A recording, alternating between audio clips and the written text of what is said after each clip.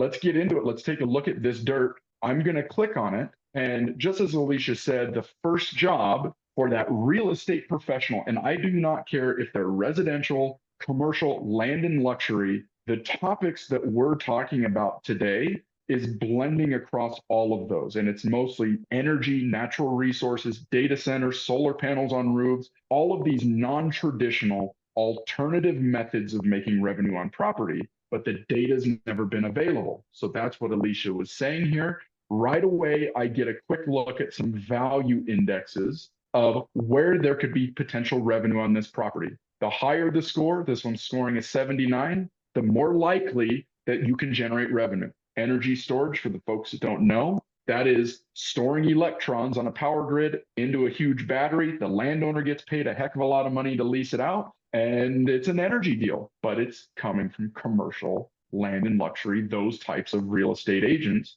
And what's really cool about this is it's backed up by the data. Let me go through some more of these indexes, and then we'll actually look at the data. Here's something that a lot of the residential and commercial folks love are these are proprietary indexes that we have generated. We are a data company. We generate this data and these analytics. It'll tell you about oil and gas contamination, industrial contamination. So essentially your phase one. So vital. Yeah, I know going right? into it, if I'm going to get clobbered with a dirty phase one. I love this part. Because, and Alicia, you've done so many commercial deals. At what point in the process, if I'm buying this piece of property, at what point in the process do I find out about phase one hazards? Am I under contract? Am I doing? Yeah. Where's that at?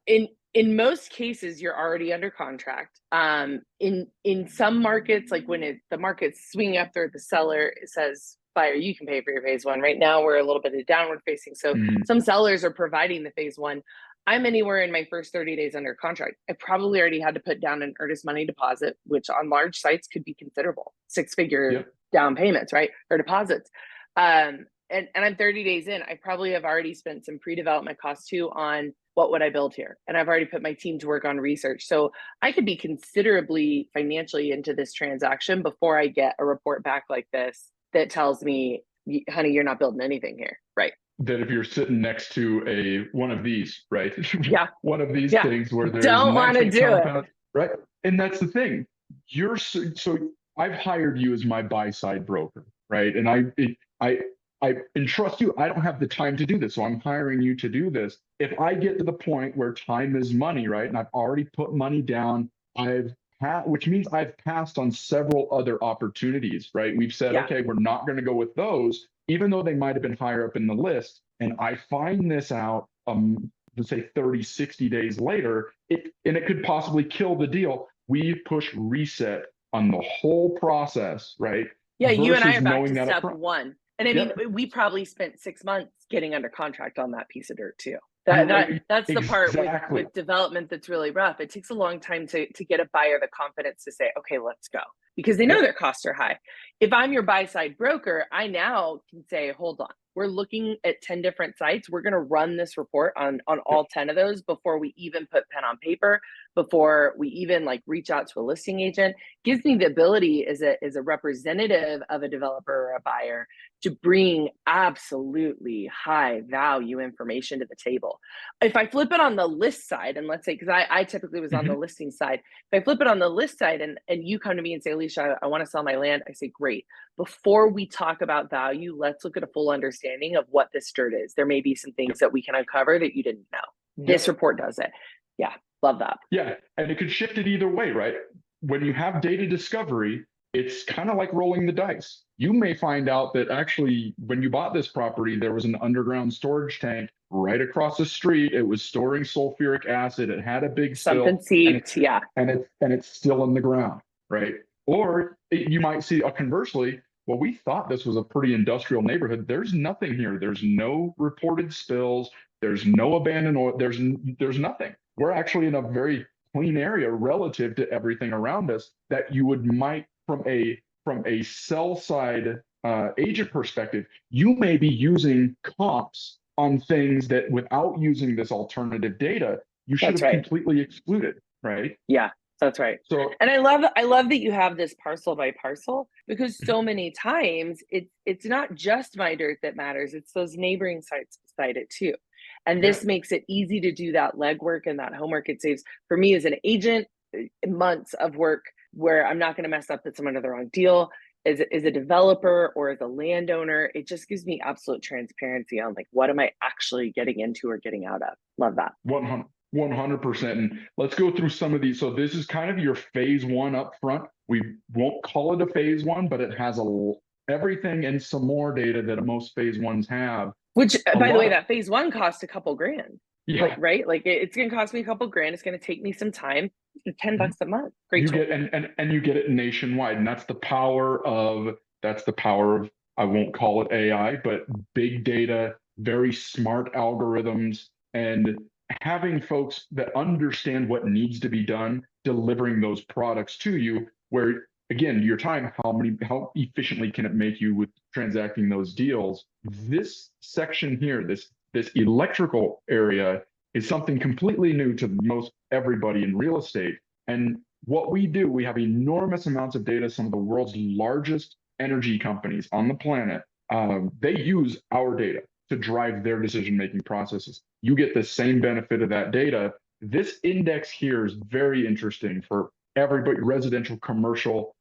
What it shows you is the risk of rolling blackouts for your specific area. This goes directly to the substation, the bus ties into the train, all of the stuff that you don't care about. You just want to know, is this good or bad for me, Alicia? In this area, this will tell you what's the chance of blackouts happening. What is the chance that your electricity costs are going to increase through time? And what's the chance that you can get more power to this site? If Alicia's looking at this dirt for, let's say Toyota, and they want to put a manufacturing plant there, and they're going to need an enormous amount of power. Alicia, I need to know that. Now, you're going to need to know that, right? Now you see, this may not be the best spot to put this, even though in their mind, they wanted to be here for some other reason because they didn't have this type of data up front, right? So I can see all of that stuff, some environmental information there about the property. And then, well, by the way, Craig, this is one of the things that I had the aha in our first conversation.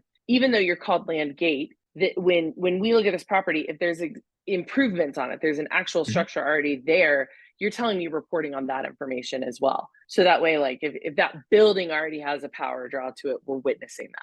I think that's incredible. It's not just dirt that we're looking at. It's not just dirt, because there's, again, like I said earlier on, there's so much more happening with stuff that's just not land and luxury, large land plots. You're going to see, and I'll pull up another example here where a parcel is almost fully developed, but using LandGate, you can get information, how much revenue can come from solar panels, how much carbon dioxide can be offset. That is an amazing tool. That's an amazing tool. Yeah. It's like having, and this is the way I summarize it, Alicia, it's like putting an electrical engineer, environmental scientist, and a geologist in your pocket to tell you, not to make you a geologist or an engineer, it's telling you, this is something you need to be aware of. And if it's high value or high risk, it's going to show you why that is. And just at the end of the day, it teaches buyers and sellers and reps of the property about the property. So right away, I went ahead and broke the property down, how much amenities are within 1.5 miles of the property. If there were trees on this property, it would actually break down the tree species, the age, the diameter of the trees, and then it gives us a nice understanding of the soil types, helps you understand if you can put homes on it, if you can put a tall structure, what kind of foundation you have there to build things. But yeah, let's go ahead and dig in a little bit.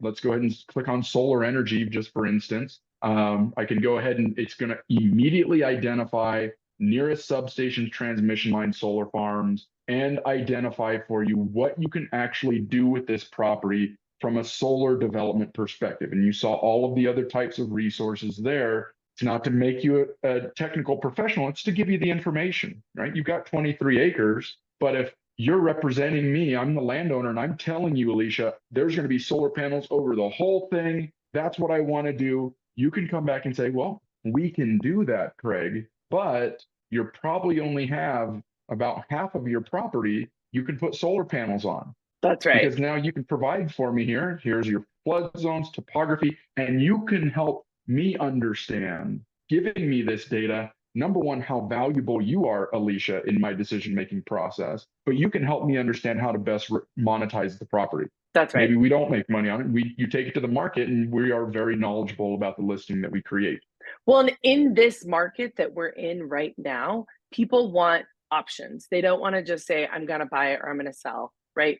If it's a hold strategy, which investors need at many times, which landowners need at many times, when we can look at it and say, okay, it doesn't make sense to sell the property right now, but let's hold it and let's look at the potential of what we could do here in the meantime to generate a higher return for you, or to help you recapture maybe lost funds that you're losing because a tenant vacated. For office buildings right now, that is a massive conversation. They have like national vacancy higher than we've ever seen in the United States. Yeah. And to be able to come to them and say, this may not be the moment to sell, you may not run and go get new tenants, but I can help you find 2 or 3 new sources of income. Let's go talk about those. I'm an advisor now versus just a realtor.